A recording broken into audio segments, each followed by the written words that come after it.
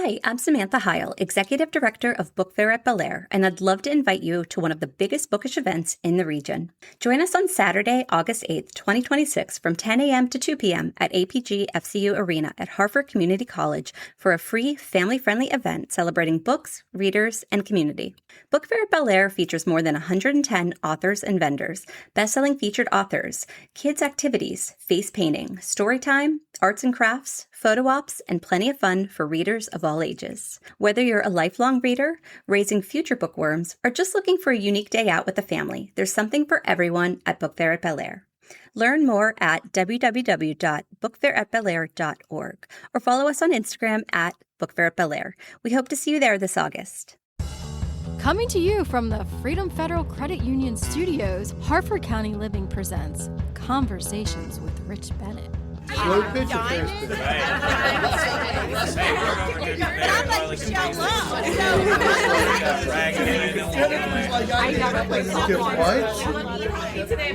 It's probably the least sexy part of the organization.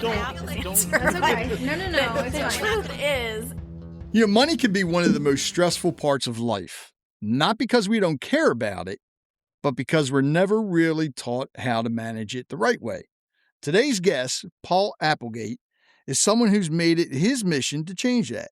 As a financial advisor with Edward Jones, Paul helps individuals and families cut through the noise, build real strategies, and feel confident about their financial future, whether that's planning for retirement, navigating market uncertainty, or just getting started the right way.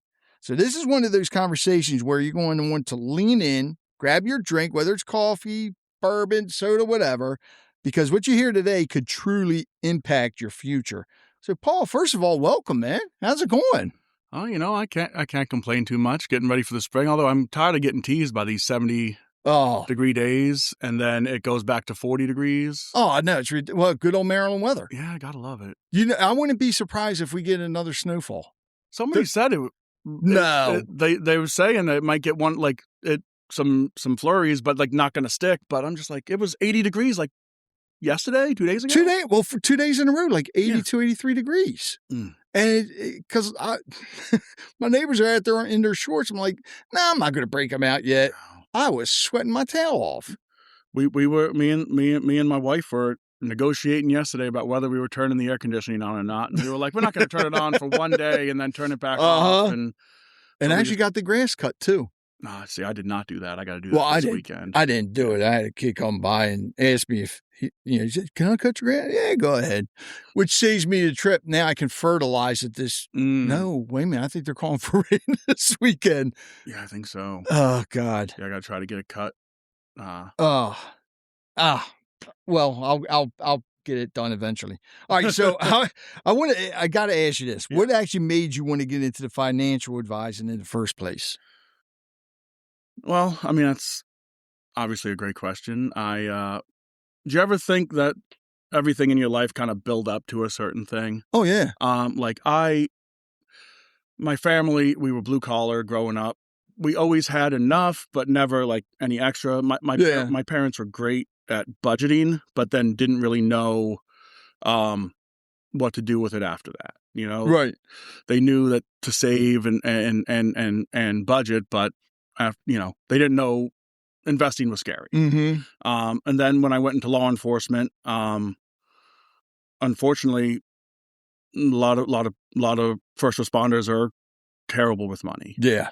And I was always when I got there, I tried to let them know, hey, your pension's not going to be enough.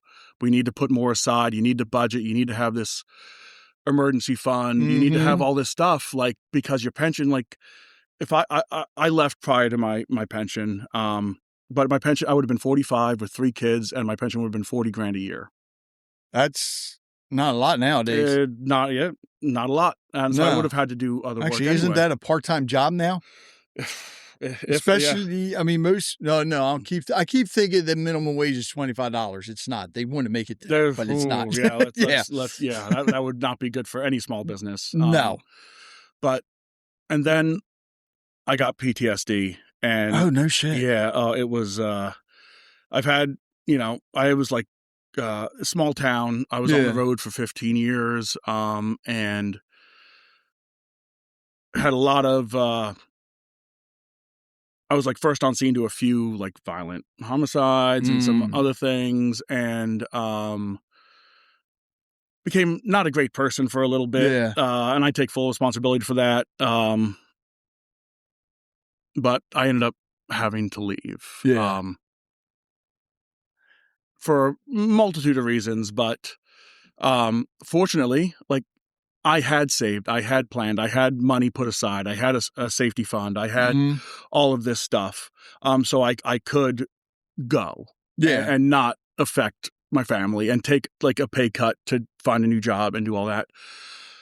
But I think if I hadn't, like, like a lot of first responders are stuck because they don't save, they don't put away, they can't, and like they spend a lot of money because they can't sit still, because that's when the things fall into your head from everything you've seen and all that. So money just goes out the window, and like I try to, and like I really like helping like business owners and blue collar people put like help, because they I'm trying to figure out how to say this, but like a lot of them, maybe they know how to save, or they know they need to put money away, but they don't know how much, or they don't know, and they don't really understand investing. Like, and it's, I know what would have happened if I had been stuck and wasn't able to leave, and it wouldn't be pretty. So I try to help people now not be stuck. Like, help them get if in a bad situation, they can leave because they have a safety fund, they have an emergency fund, they have money put aside. And I like helping regular people. Now, obviously, if somebody with $10 million wants to work with me, I'm open to it, but I bet, man. But I really love like helping first responders and veterans, like PTSD. Like I understand what it can do with finances, because it just you're not yourself for a while. And I'm also a big proponent of therapy. Like, I'm open about my struggles because people need to know that it's not an end. It's like a middle, and it's a change, but it's not the end. There's life after it, and you can still be a successful, happy person after it. But you just, sometimes you got to get out of that situation. And and the easiest way to make it easier is having an emergency fund and having money put aside and having a plan and doing all that. And honestly, I'd say 90% of my job right now is helping people with basic finance, because they don't teach it anymore. No. It's not even taught in school. It's not. And like the first thing I do with a lot of my clients is set a budget. Yeah. And I tell them, I'm not going to judge your budget. I don't care what it is, but I need you to be able to tell me what's on there, because most people underestimate how much they spend, and they don't understand what it is. Yeah. Because if things go bad, we need to know what we can cut. And most people are like, maybe I spend $400 a month going out to eat, but when we put it down on paper, it's a lot more sometimes. The other thing too with that, because I know a lot of times people have a hard, like with me, when I was in car sales, it was commission only. Yeah. It's hard to set a budget, because if you don't sell anything that month, you don't have anything coming in that month. And I think that's where some people mess up when they're setting a budget. They don't look at that time when they may not have anything coming in. Yeah. So you always got to set it to where, you don't want to take like so much each month and put it into this budget, because you may not have that next month, but you need that, what do you call it? Like your rainy day fund. Emergency fund. Yeah. And like with I worked with like realtors or salesmen that have that fluctuating income. And like usually we try to tell people, and like the general rule of thumb is 3 to 6 months of money in an emergency fund if things go bad. Now, a more consistent income, we can maybe go lower to the 3, but like somebody with like a up and down income where they might not, like realtors around here, like they might make 30 grand one month because they have 2 or 3 closings, but then they might not make another sale for 3 months. and Man. then there's no money coming in. So we like to work them up to a bigger emergency fund, because that way, and that's why a budget is important, because we need to know, if things go bad, how much money do you need every month? And then we figure that out, and we 3 to 6 months of that goes aside, and that's not invested. That's just in like an interest-bearing account or something like that, because we don't want that being risky. Right. That needs to be there, and that way, if things go bad or you don't make a sale or do something, it's there. And also, like what they say, like the average American can't handle $1,000 expense right now out of pocket. Wow. Something like that. Like, everybody's in so much debt. Nobody's got money saved. But I think, like, I tell people that my goal is to help them be intentional with their money. I think, and like when we have people do budgets, a lot of them, they feel like they somehow make more money because they know where it's going, or they know if they want to do something where that money needs to come from and put it aside for it. Right. It just, when you don't pay attention, and it's tough, like life, it like, as we were talking before, like life is busy. Yeah. And that's like where I come in, is I'm that unemotional, third-party accountability buddy that helps you stay on track, because money's emotional. Yeah. And it's, I've got 3 kids, like running around, keeping them occupied and doing Kids things with aren't them. cheap neither. No, they are not. And it's, I swear that my Costco membership paid for itself just in diapers, wipes, and formula for years. God. But yeah, like helping them be intentional with the money. To me, it's like weight loss. Discipline and time, it'll work the majority of it. Now, it's better the earlier you start. The start, obviously, the better it is, and the less money you actually have to put in, because the market, despite current conditions, the market, if you zoom out, it typically, it averaged since the Great Depression something like 10% a year.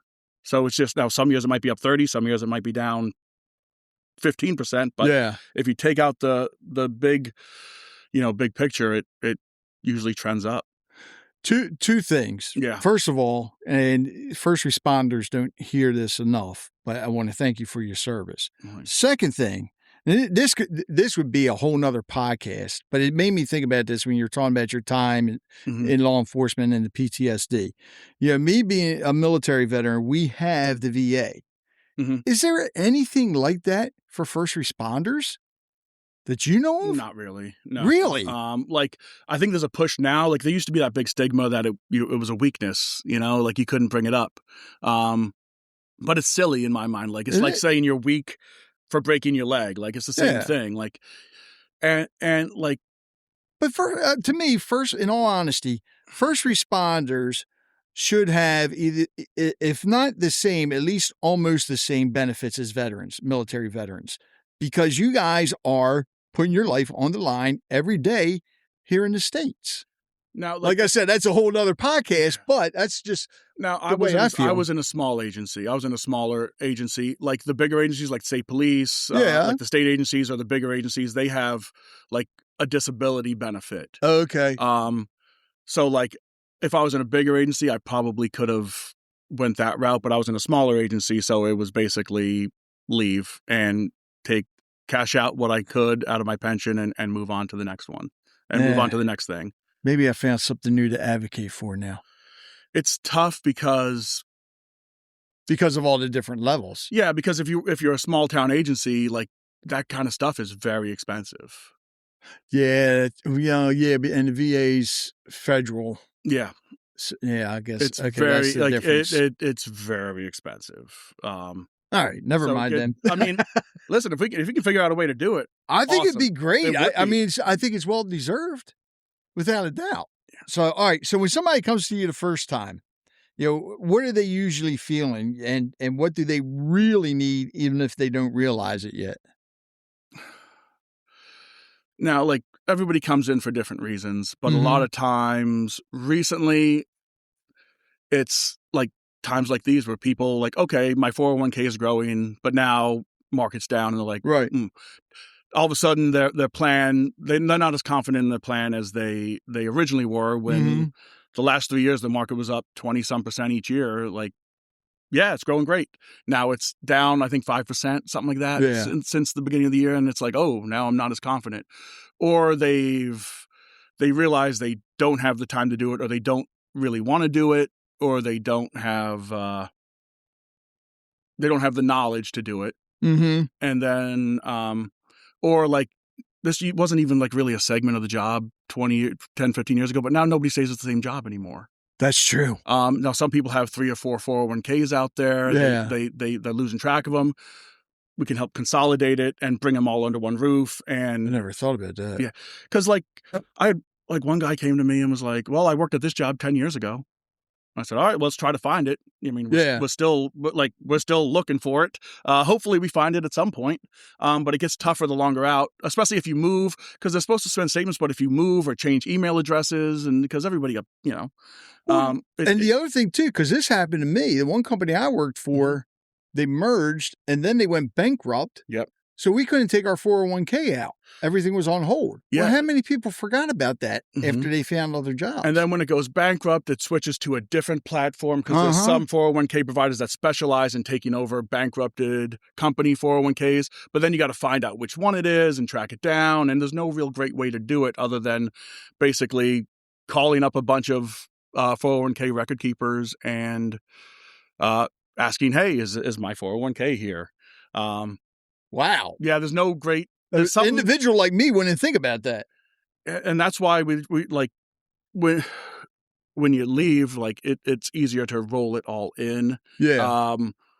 So it's just, then you just got to track one down instead of like, and like what corporate America now, you don't get promoted unless you switch jobs. And especially like with APG right here, like all the government contractors, if your contract ends, sometimes you got to find a new company to work for, or sometimes a new company takes over that contract and takes over your job, and now you got to go to a different 401k provider, and it can be a lot for people who are already busy living life. And then like if they have like 3 or 4 different ones, sometimes they're invested differently or contradictory to each other, or not invested as with the proper risk tolerance in mind, and it's a seesaw. It's for a normal person who doesn't think about this stuff, it can be overwhelming. Wow, I never even thought about all that. Or even, and you hear like unclaimed goods all the time. How much is that money? How many people are missing money that somebody that passed away could have left to them, and they don't even know about it. Yeah, or don't even bother to claim it because he didn't really have nothing. Yeah. Wow, man, I never thought about this. All right, so 401k, we knew that's switching jobs a lot, which you're seeing that a lot. A lot. And it's a big part of the industry now. Yeah. I think that the daily pay really messed that up. So what are some other big financial mistakes you see people making? I mean, waiting is the big one. Like, people are always, and like, it's also like, I can understand it. Like, oh, I want to do this, but I want to get my finances in order first, or I want to, I'm saving for a house, or I'm doing this. And then all of a sudden you forget about it, and it's 10 years down the line, and now you got to put a lot more money in to catch up. Like the greatest confidence vote that I think I've gotten is like the people I work with who are in their 50s and 60s, and they are behind, and we're working with them to catch them up. When their kids turn 21, they say, you come talk to this guy and start and listen to what he says. And because, there's a great joke that, people say that love is the greatest gift that God gave us. Right. It's not, it's compound interest. Because it's like magic. If, we have a flyer that we put out with Edward Jones, that like $100 a month over 40 years at 10%, which is the average since like the Great Depression. Yeah. Is $580-some thousand at the end of 40 years. But if you just do it for 20 years, it's like 75,000 or something like that. That might be 10 years. It might be 20 years. I can't quite remember, but it's very drastic. Yeah. And like on average, the market doubles every 7 years on average. Wow. But it does, people think doubling is, 2, 4, 6, 8. It's not. It's 2 to 4, 4 to 8, 8 to 16. So the longer you can put that money in, the exponential growth, as long as, like I said, short-term markets are wacky. Right. And they're emotional. But the longer you look out, the trend is very consistent. Now, that's, clients certainly get upset when, like right now, like, oh, I'm down. I'm like, yes, you are down. This is an emotional reaction to what's going on right now. And it's certainly something, but you're not retiring for 30 years. Like this is going to be a distant memory at that time frame. Or if you are retired, or you're retiring soon, then it's up to me to make sure that you're already invested in a portfolio that will match your risk tolerance. It should be much more conservative if you're living off that money already. Right. So where the markets don't affect it as much. But that's part of the planning thing of it. All right. So somebody that basically, when it comes to investing, a lot of people feel overwhelmed. Yeah. There's a lot to it. Yeah. So where should someone actually start if they feel like they're left behind? Well, I mean, besides calling you, besides for calling me, I mean, I can't not say that, right? Most people have workplace plans now. A lot of these places, like for 401ks, 403bs, all that. Wait, what was the other one? 403b. That's for like nonprofits. Oh, okay. That. It's very similar, just slightly different. Okay. But I knew that. I was just touching you. Oh, yeah. Obviously, if you have a workplace plan, put that in there. Yeah. And if there's a match, go minimum go to the match. That's free money. Yeah. It's free money, and it's tough. And the hardest thing is to start. You can most people will adjust after a few months of missing that money. The hardest thing is to start. And then, like what I did when I was in police work, we got step raises every year, negotiated through our collective bargaining. Right. I had it set every year at my anniversary date. An extra $50 a pay went into my 457. Because you don't feel it then. You still get the raise because that's not the full raise, but you put more in away. And I just had anytime you get a raise or what, just keep adding to it so you don't, so you just keep growing it. Yeah, makes sense. Also, big fan of budgets, intentionality. People don't. Nobody does a budget anymore. It used to be one of those standard things. Everybody talked about balancing the checkbook, but nobody does that anymore. But nobody even has a checkbook anymore.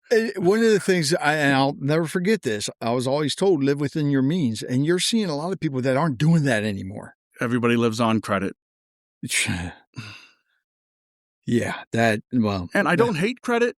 I'm not you got to have credit if you want to get a house or a car. Yeah, it's crazy. My buddy, this is probably 15 years ago now, but he made good money, makes good money, had good money in the bank, couldn't get a car loan because he didn't have any credit. He had to put it on a credit card and then pay it off, and just or refinance. He's they wouldn't give him a decent car loan because he didn't have any credit. He's I can pay it off if I there's money in the bank that I can pay it off, but they don't care about that. No, they go strictly on that credit rating. So I agree with a lot of what Dave Ramsey says, but I think he goes a little too far on credit. Yeah. But also understand there's people that can't control themselves. Oh yeah. But if you can control yourself and you can pay that credit card off every month, do it. If you can, yeah. Yeah. Because then you get those, the miles or whatever, and it's not a huge thing, but, a couple, a free flight every year, that's a nice little perk.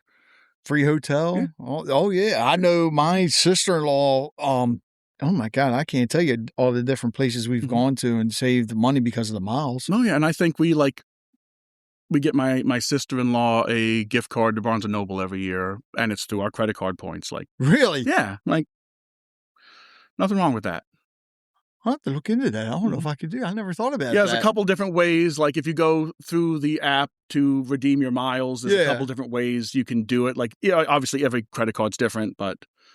Wow. Yeah. I definitely got to look into that. I'm going to go step back a little bit too, because I'm good at going down rabbit holes. So. Well, no. So am I. Believe me. People have told me sometimes I should change the name of the podcast. Oh, look, a squirrel. Yeah. Where was I going? Oh, yeah. So, especially with everything that's going on today, how do you help your clients stay calm and focused, especially with the way, the market is, and especially the way it's up and down? Well, that's where, like, the industry used to just be the money you have with me is the only money I care about. Mm-hmm. I only invest and talk to you about that money. That is going away, and now the industry is moving more toward like full financial planning. And honestly, like times like these is where it's really important to have a plan. Yeah. Because when you work with me, we it typically starts with figuring out where you're at and then where you want to go. And then we figure out the way for you to get there. Mm-hmm. And every year we keep adjusting the plan. But when I build a plan, like I always have to tell people, like, we're going to build this plan off of conservative returns. Yeah. Because if this plan works and gets you to the retirement you want off of conservative, like, I think some of the things that they do is like they base it off like a 6% return, which is below the market average. Right. Because nobody's ever been mad at us when there's more money in the account, only when there's less money in the account. So if we can build a plan that works and get you there at 6% returns, then like the last 3 years when the market's returned 20%, even better. Yeah. And if we're ahead of schedule, we can always adjust it. One of the trainers at Edward Jones has a great saying. It's not a transaction, it's a relationship. This is a living thing that we're doing, and we are meeting at minimum once a year, if not more often, to get you there. And like, this is where having a plan that you're confident in makes a huge difference. And that's why, like, a lot of these people, they're scared right now because they know they're putting money aside, but they never know when it's enough. Yeah. So if like, we have great software that shows what the projection looks like, and we plan out to like 91 for men and 93 for women. I don't know why. Edward Jones, I assume, pays a lot of money to get those numbers. 91 years of age. Yeah. Mm-hmm. Well, hell, my goal is to make it to at least 100. Yeah. Well, then we adjust the plan. Well, that's our standard. We can always adjust it out longer. Right. But like, people, I ain't going to live that long. Well, what if you do? Yeah. You never know. People, and like if you're 40 and you're like, I don't know if I'm going to live past 80. Well, medical technology is getting better every single day. Well, what was it? The guy opening day for the Orioles. Mm-hmm. Did you see the guy that threw it? Was like 109? 109 years old. Now, I don't know if I want to go that far. He looked good. Using the wall. I had a lady. He looks better than me, probably. I had a lady on the show, 101 years old, and still has a trainer. And is still writing. Age is nothing but a number, I believe. Well, I think my knees are a different age than my brain, Yeah, my back is too. I go Indiana Jones. I go by one of his sayings is it's not the years, it's the miles. And unfortunately, my time in law enforcement, I put a lot of miles on. I joke that I'm like a 2018 Honda Civic with like 450,000 miles on me. I'll get you there, but it ain't gonna be pretty and it ain't gonna be quick. But we'll get there. We'll chug along eventually. Maybe I need new tires, but what year did you start with Edward Jones? 2024. Okay, so you didn't have to deal with people, especially during COVID, because I'm sure a lot of people didn't know what was going on. It's that had to have been a scary time. Because one, the market tanked very quickly, like 27 or 30%, something like that, like in a week or two. Like it was crazy. Plus, for the first couple weeks, nobody knew what the heck was going to happen. Like, just with the pandemic at all. Like, so not only are you, your market is, like your retirement is tanking, but then you don't know, like, what's the new reality of what's going on. And fortunately, like, things kind of, moved in a decent direction, and the market came back and all that. But like during that time, but that's why having a plan you're confident in and somebody that you can call, like, people think in the investment returns is the most important part of our job. It's not. It's honestly, I think it's like, the relationship and trust. But I'm a financial therapist a lot of times, because if I can talk you out of selling at the bottom of one of these and leaving it in for the recovery, I just made you more money than any of my fees will ever be. Because, last year in March, when the market tanked because of Liberation Day or whatever they called it, it was also followed by the second largest single day gain in history. So if you had sold out waiting to see how it stabilized, you missed out on that. Yeah. So, like, again, we're not traders. We're investors. We buy quality companies, quality funds, and we let it go. And we believe in the plan. If you come to me and say, I want to turn $10,000 into $1 million in the next 5 weeks, we're not working together. That's not what we do. We build long-term plans to help you get to retirement.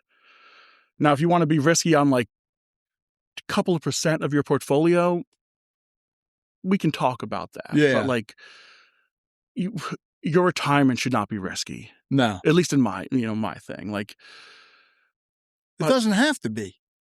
Oh, because time in the market is more important than timing the market.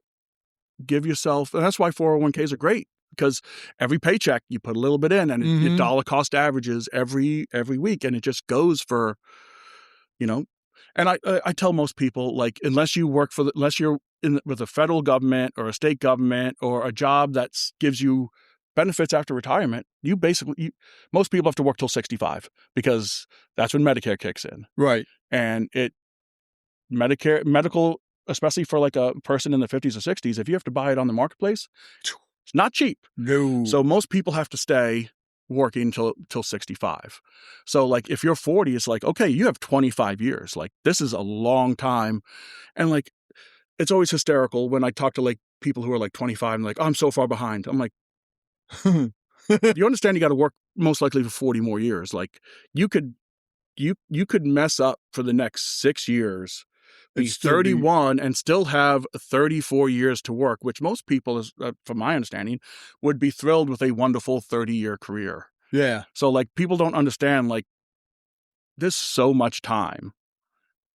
And it's just this, but like the sooner you start, like even just $100 a month or $100 a pay, something, $25 a pay at 20, and let it run. And every time you get a raise, you keep adding to it. It's just the relationships are really important to you, aren't they? With your clients, it's the most important thing. Yeah. It's because if you don't trust me, I'm an advisor. Ultimately, I give you advice. If you don't trust me enough to take it, why are we working together? Now I hope.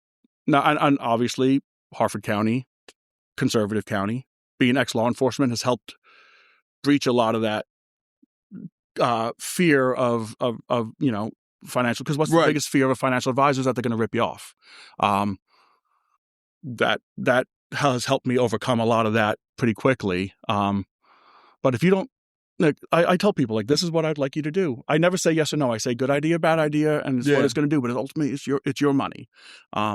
If you want to do it, I'm going to document the heck out of it. Say, hey, I gave this advice, did that, but ultimately they said it's my money. I want to do this. It's almost like you're a coach. In a way, yeah, absolutely. Man, that softball's really coming through, isn't it? People are like, what? All right, so what's a good financial plan actually look like for someone in today's world? Each person is so different. Yeah. It's crazy. Like, I have clients that have like $300,000 that are in better financial shape in retirement than people, like some people with like 600,000 or 700,000 because, they spend $2,000 a month. Social Security covers most of that, and they need, $500 a month. 500 goes into 200 grand a lot of times. Then you got the people who have like 800 grand saved, but they're spending $15,000 a month. It happens. Oh, I know. And Social Security does not cover anywhere close to that. Nope. And they run through it. But each I think I covered this earlier, but like each person is so different. But like part of our process is figuring out where you are right now, figuring out where you want to be. Like when we do discovery meetings, it's and obviously asking a 25-year-old, they don't know what retirement's going to be, but as you get to the 40s or 50s, you have a better idea of what you want your retirement to be. Like, well, what do you want to do? Do you want to travel? Do you want to move to the beach? Or do you want to, what does retirement look to you? And a lot of times people are like, well, I don't even know. Yeah. But then we got to be like, well, we need to have some idea because we need to know this to know what you want and how to get you there. And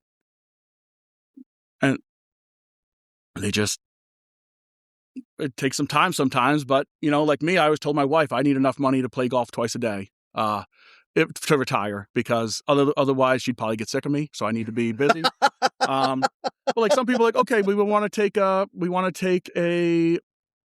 cruise every year. Okay, cool. So right now, probably $5,000 to $8,000 a year, but with inflation, it goes up, and we plan for that. Cruises aren't cheap either. Like, hey, do you want to help your kids pay for college? Do you want to help pay for a wedding or a down payment for a house? Like, what do you want it to be?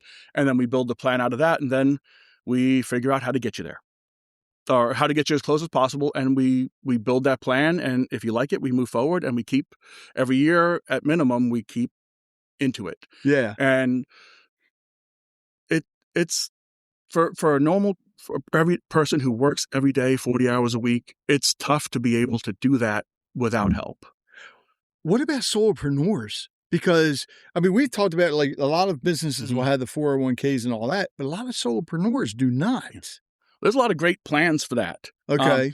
But like, I love working with small business owners because my dad was was a stonemason for a long time. Really? Wow. But he ended up leaving because he's like, I was tired of eating lobster in the summertime and beans and rice in the in the winter time. Yeah. Because he was too busy working, and he worked hard. Like, your body comes home and you're hurt, so you don't want to be like, oh, let me cut back. You want to eat good. You want to do all that, and like, especially with small business owners, it's very important that we help them build like an emergency fund, especially like construction. Like, you got to make it through your winters. Yeah. You got to have the money to make through it. Also, I've seen business owners who do great for a couple of years, but they never put any money away. No. And then when the business goes down, they don't have anything to show for it. And there's a lot of ways like this. There's retirement plans specifically for small business owners, but a lot of times they're too busy running their business to think about it. Yeah. So that's like, again, that's where we come in. Like, we help you build and plan for the future and be like, hey, pay yourself first. Don't spend all of it. No. Figure, and like the plan, like the Jocko Willink quote of discipline equals freedom. Wow. Discipline equals freedom. Like, I tell people, we're going to build this plan. We're going to figure out how much to put in your emergency fund and how much to put in your retirement. Spend the rest of the money. After we know that your retirement and your emergency fund is taken care of, if you want to spend every dime after that, go ahead, as long as we have these things going. And then, hey, I need a new car in a couple months. Okay, cool. Let's build a fund for that. And then, again, spend all the money after that. Like, it gives you the freedom to do what you want to do, because then you know how much you have. Like, oh, I want to take a vacation every year and I want it to be $5,000. Okay, cool. Then we need to put a little over $400 a month away into this vacation fund, and then we have it paid off. Like, when you take it. I wish I had a bell right now, because over 10 years of doing this, you're the first one. I'm pretty sure you are the first one to ever mention Jocko. Freaking love him. Oh, he's some of the things he has said on his podcast are just like life changing. But like, discipline equals freedom. When you are disciplined in certain aspects of your life, gives you the freedom to do and to do anything you want, really. And like, even what I brought up in the earlier one, where I never want anybody to be stuck. But if you're in debt and you don't have any money saved and you hate your job, you're pretty stuck. Yeah. But if you have an emergency fund, if you have retirement savings put aside, then you have the ability, if you're in a miserable situation, to go and find something better. And it's, I told somebody a couple months ago, their job was not treating them great. Let's put it that way. Right. But we did the plan, we built it, and I said, hey, you've done a great job. Like you've done a great job saving. You could leave today if you want to. Now your retirement's not going to be as robust as if you stay another 5 or 6 years, but you hit all your goals and you still have money left as per our plan. So if the job pisses you off, you could leave at lunch and not come back. I believe he let his company know that, hey, I'm not stuck here. I can go. Yeah. And surprisingly, they're treating them slightly better now. You gotta speak up. Because when they think they got you under their thumb, then they're going to keep you under their thumb. Mm-hmm. But when they know that you have the ability to go, it's freeing. And they're like, oh, maybe we can't treat this guy like that because he could leave, and he knows he can leave. Yeah. And like that's my favorite part is like when you give those people like, hey, you can do this, you can do it, you can, or you can take a voluntary demotion to relieve some stress, and you're still on plan, or you can switch to a different job. You can leave the job that's killing you and go to a job that's going to make you happy, even though it's less pay, because we have done the work and built it up. You really love doing this, don't you? It's awesome.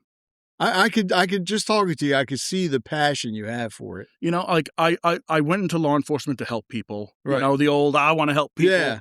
And I had to leave before I was finished with that. Like I still like helping people. Like it's an amazing feeling when you tell people like, hey, you're good. And like the fact, like I've had people come back and say, we were nervous. We feel so much better now that we've talked to you. And we know that we're on pace, and that like we'll be able to leave our son a decent inheritance and still live, in retire. Like there's no better feeling. Like and I always joke, like in law enforcement we help people, but nobody, like the people I help now actually appreciate it. Yes. Yeah, that's true. Well, and that's what I mentioned earlier. I thank you for your service. Mm-hmm. How many of you guys hear that? It's not hurt. We military veterans, we hear it all the time. Mm-hmm. But as first responders, you don't hear it a lot. I want to say it's almost expected of you. The job is, but yet then you have other people that don't want you there. Yep. But you're helping. You're helping people now, and the passion shows. Even probably less stressful too. Nope. I joke all the time. Nobody's spit on me since I switched jobs. I mean, the market's not great right now, so I'm not ruling it out. But nobody spit on me. Nobody's punched me. It's I could do this. Like I'll do this till I'm 70. Like I enjoy this. No, Paul. What? I think you have the same goal as me. You'll be 100 and still doing this. I'm going to be podcasting at 100. So. I'm hoping to have left this to my children. Okay. By that time. I don't think none of my kids. My son may take this over. I don't see my daughter doing it. I'm hoping by 70 I have enough money to play golf twice a day.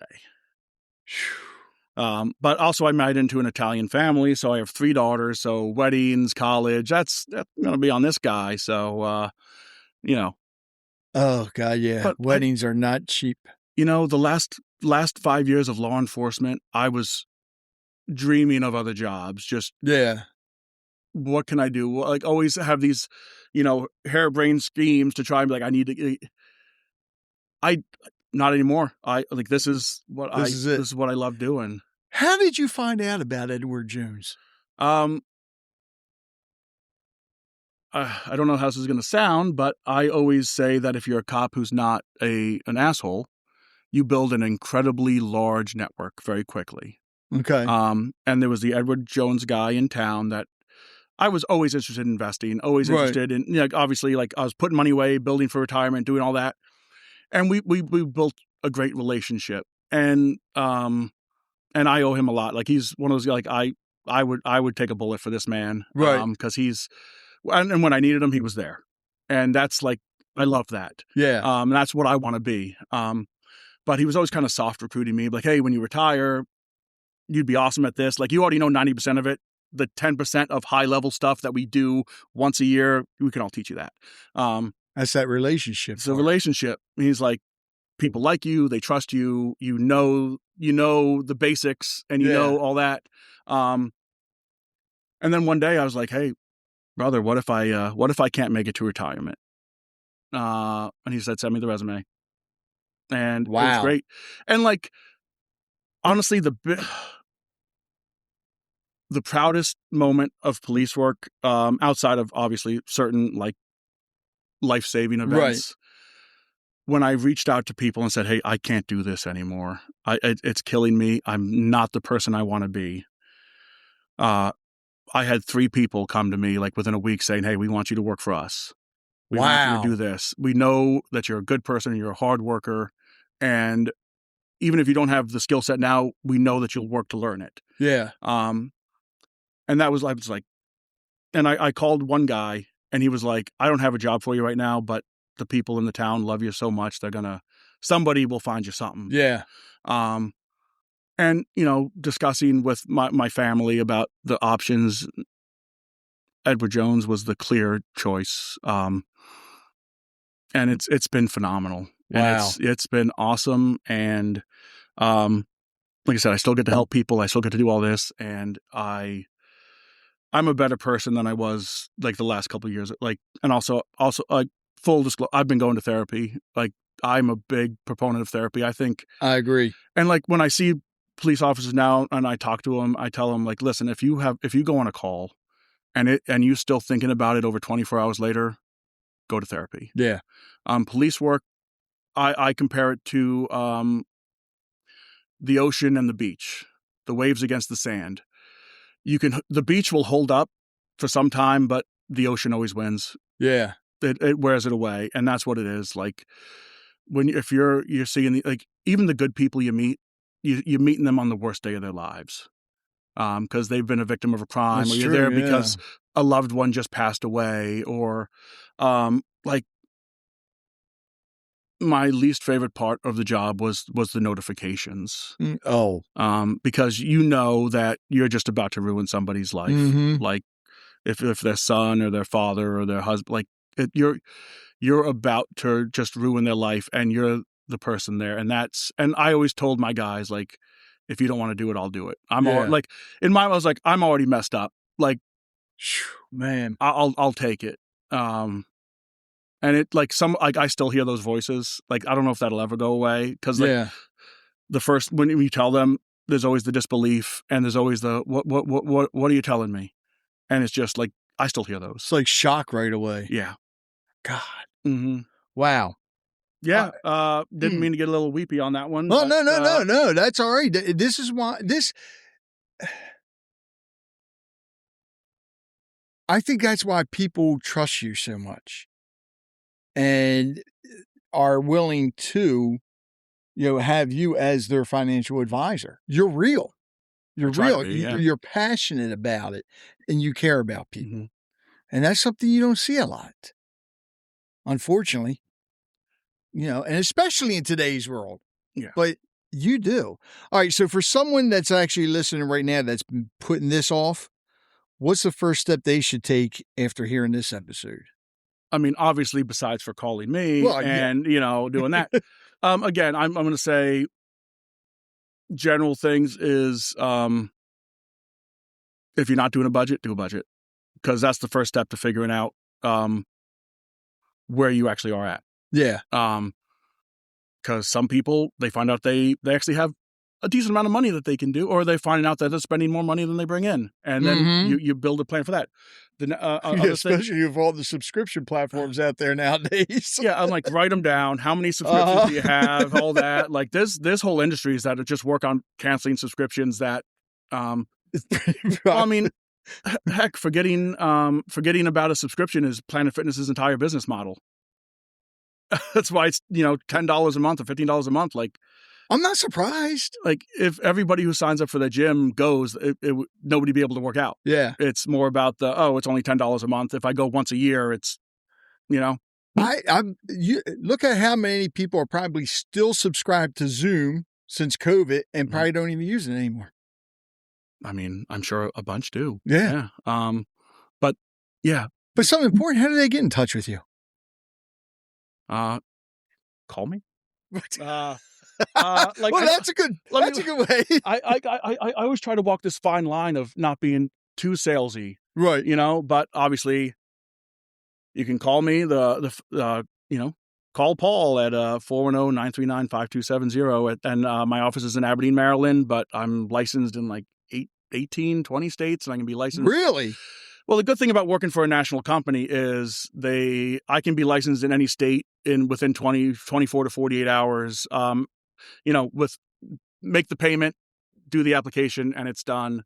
Because thanks to Zoom, you could do those one-on-one calls. Mm-hmm. I know people that, they have lots of clients in other states, and it's all through Zoom. And, occasionally, maybe if they're on vacation, they'll meet them face to face, but a lot of times it's through Zoom, and technology is great on that thing. In that aspect. Those of you listening throughout the country here, not other countries though, right? Just United States. United States. Just United States. Yeah. So those of you listening, I'll make sure I have the link to get in touch with Paul as well in the show notes. Yeah. Why I didn't realize that. I thought it was like just one state. No, I mean I'm an old school guy. I love face to face. Yeah. I prefer it because there's the connection that you get face to face. But I'm also not going to turn somebody down. No. But like I go to a lot of conventions. Like I try to really help first responders and veterans. Like that's my passion. Yeah. Also, like I said, small business owners, or like obviously anybody. I work jobs this is the first job I ever worked where I go home in the same amount of pain that I went in to work with. So like, I can work a lot of hours and I can help a lot of people. But like I go down to the firemen's convention in Ocean City, and they're like, would you work with me? I'm like, first of all, Maryland's not that big of a state. It's not like we're in Texas where it's like a 30-hour drive to get to the other side. I'll help any of these people. I go to the VFW convention to help them as well. Like I want to help. Like I can be, Do you go out and talk to different groups, whether like Rotary clubs, Lions clubs, and stuff like that? I try to. Okay. If they're willing to have me, I'll talk. I definitely have to have you to our Lions club. Yeah, that'd be great. I mean, not a lot of members, but still. I mean, you got people anywhere between, was my youngest, 18, 19, 20, whatever, to Scrooge is probably 100. So you never know. All right. So anything you like to add before I get to my last question? Let me think about that for a second. Like I said, there's this, is it a Confucius proverb or an old, like the best time to plant a tree was 20 years ago. The next best time is today. If you haven't started, even if you don't want to work with me, just go to your workplace plan and start putting something in. And then every time you get a raise, grow it. Or as you adjust and you figure out, hey, I'm budgeting now, I have a little more money, just keep doing it. Nobody's really been mad about having too much money in retirement. Yeah. And like, I don't think Social Security will be gone, but who knows what form it'll be in. That's true too. Because, it's an act of Congress that gets rid of Social Security. What's Congress's number one goal? In my mind, to get reelected. Yeah. What's the number one way to not get reelected? Get rid of Social Security. So I don't think it'll be gone, but who knows? It needs to be improved though. Like, yeah, but Everything does. You know, what did Ronald Reagan say? There's nothing scarier than hearing we're here from the government and we're here to help. Isn't that the truth? Like just actually met him. Oh, wow. Yeah, when I was in the Marine Corps. And he actually came. Of course, we had to be locked and popped, staying at attention, and he came by and shook some of our hands. I was fortunate enough. Definitely one of my favorite presidents. Oh, that's awesome. Man, yeah. But if you haven't started, start. Perfection is the enemy of good. Like I said, most 401ks, they have a QDIA, which is I think a qualified, I forget the exact what it stands for, but it's basically if you put money in and don't put a portfolio together, it's what they automatically put you in. Okay. And they're usually decent. It's better than nothing. Better than nothing. If you put it into your workplace plan, just and don't look at the market every day. That's right. The easiest. I look at my retirement plan, like my the IRA that I rolled over from the pension. I look at that maybe every month, maybe every 2 months, because I know I don't need it. I'm not retiring anytime soon. Because that's like I've had clients. Oh, it's down $5 today. So it'll be back up 10 tomorrow. Yeah, well, what was it yesterday? Don't look at it monthly or quarterly or something, because you're going to drive yourself crazy. And again, we're not traders. We're investors. Big difference. Big difference. We are not here to trade every day. We're here to buy quality companies, quality funds, and build a plan. Like I said, my plan is my goal is to build you a plan that works on even moderate returns. Yeah. Now, obviously, I'd love for everybody to get 25% returns every year, but it's not feasible because and if somebody tells you that they are going to beat the market consistently every year, there's two possibilities. First possibility, which is the most reasonable, they're lying to you. The second possibility is they actually can beat the market, and they'll be your financial advisor for about 3 months before they're in New York City, and you need $25 million to even get a meeting with them. Because there are people that can do it. Yeah. But, they work with exclusively high-level millionaires and billionaires because they get paid quite a bit of money. Like Steve Cohen, I'm a Mets fan. Don't hold it against me. He's one of those guys. His company does it every year. But he's not talking to me. He's not talking to you. No. None of them guys are. No.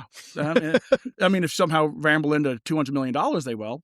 But that's another thing too. I mentioned this the other day with somebody. People that hit the lottery, they should be calling you right away, because how many of these people you see within a certain amount of time are bankrupt? I think it's the percentages are crazy. It's nuts. And if you get in, to most people, what do you think life-changing money is? What I think life-changing money is? To the average American. Money that you no longer have, to me, would be life-changing. But in my mind, $50,000 is life-changing money to a lot of people. Yeah. Because that can hopefully get them out of consumer debt or credit, or even give them an emergency fund where they actually have some breathing room. But if you get an inheritance that's $50,000 or more, that's life-changing money. And if you don't want to waste it, invest it. Yeah. At least figure out what in your portfolio. Yeah. Figure out what the best options are for it. The best options might be to pay off debt. It might not be, but we give at least no cost, no obligation consultations. Typically, I'll meet you up to 2 or 3 times before we meet. Settle on it. I get paid when I start managing money. If I don't manage your money, everything I do is free. It's free. And at minimum, after our 2 or 3 meetings, I feel even if we don't work together, you'll have a better idea of where you're at. Yeah. Which is great. Obviously, I'd love for them to work with me, but even if I can just help some people just get a better idea of where they are at, I can just find somebody you trust and and will listen to and just get started. Yeah. All right, you ready for this? Now, let me explain to you how this works. All right. So I have 100 different questions here. I have no idea what all these questions are. and they're in 5 blocks. So I need you to pick a number between 1 and somehow or another, I want to say over 90% of the time, it aligns with what we've been talking about. Okay. So I need you to pick a number between 1 and 5 first. So, man, that was quick. It's a good number for me. Okay. You mind sharing why?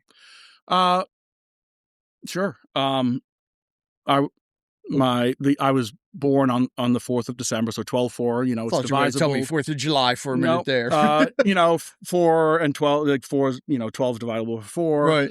My wife was born in April. 2 of my kids were born in April, which is the 4th month. Oh, wow. I like 4 comes up a decent amount. I'll have to look at that up for in angel numbers now. All right, now pick a number between 61 and 80. 76. 76. 250th anniversary. Okay, that works. So, you know, pretty patriotic. Yeah. Okay. If you could experience if you could experience one moment of pure wonder again, what would it be? Pure wonder. Yeah. Wow. That's a first. Wonder. I'm going to go off on a little bit of a tangent here. Like, my mom always chose the first, she said she had our first dance picked out at the wedding. It was, I Hope You Dance, which is, you know, one of the lines is, I hope you never lose your sense of wonder. Unfortunately, life beats that out of you a lot of times. You know, I guess I would have to go, you know, I'm not going to pick switching jobs because that was a incredibly stressful time. Right. Full of wonder as well. I'd probably go, you know, when my first child was born. Yeah. Because you just have no clue. And it's just, life is beginning and beginning for them, changing for you. It's and amazing. You don't know what's going to happen. And it's a great time. Yeah. And, you know, obviously we enjoyed it because we had 2 more. I like to think I'm attractive, but I'm not that attractive to where, you know, so like thank God my kids look like their mothers. But like, that's gotta be it, I would think. Yeah, I would say the same thing. Like, yeah, just pure wonder and like, yeah, like it's just when you watch the birth of a child, especially when it's your own, it's like, it's so surreal. It's, let me tell you, you watch it too, because it's not like TV. It's not like TV. Yeah. First time I was like, oh, it's cool. I'm going to stand at the head, give encouragement. Yeah. Like, hey, hon, you're doing a great job there. Everything's awesome. No. Hey, grab a leg. What? Like, okay, I guess. Yeah. You're much more involved than TV lets you believe. Oh, man. God. That's a whole nother episode. It is. It's something. It is. Paul, I want to thank you so much, man. It's been an honor. Those of you listening, you know who to call. And again, I'll have the link. No, not Ghostbusters. Paul Applegate. Mm-hmm. And I'll make sure I have the link in the show notes to his website. So you can, of course, go there and give the phone number one more time. I'll give phone number and email. Phone number is 410-939-5270. This is the Edward Jones office in Aberdeen. Of course, I'd love if you ask for me. Also, my email is paul.applegate@edwardjones.com. Very simple. I like that. And like I said, any questions, anything, I'm here. I just like helping. Obviously want to make a little money as well, but, well, you have to live. Yeah. Also, please, if you're struggling with anything, therapy is not a weakness. No. Therapy is not a weakness. It's probably made the most life-changing difference, you know, in my entire life is having, and because like, you don't want to burden your wife with it. Yeah. I like it just because they are a paid, unbiased person that has to listen to me bitch every so often. You know what, in all honesty, I want to say going to therapy is strength. And I think most people don't do it because they are weak to do it. They look at it as a weakness, and it's not. It's a strength to do it. It's like saying I broke my leg. I'm such a weak person. I shouldn't go to the doctor to get it fixed because they're going to judge me. It's not. No,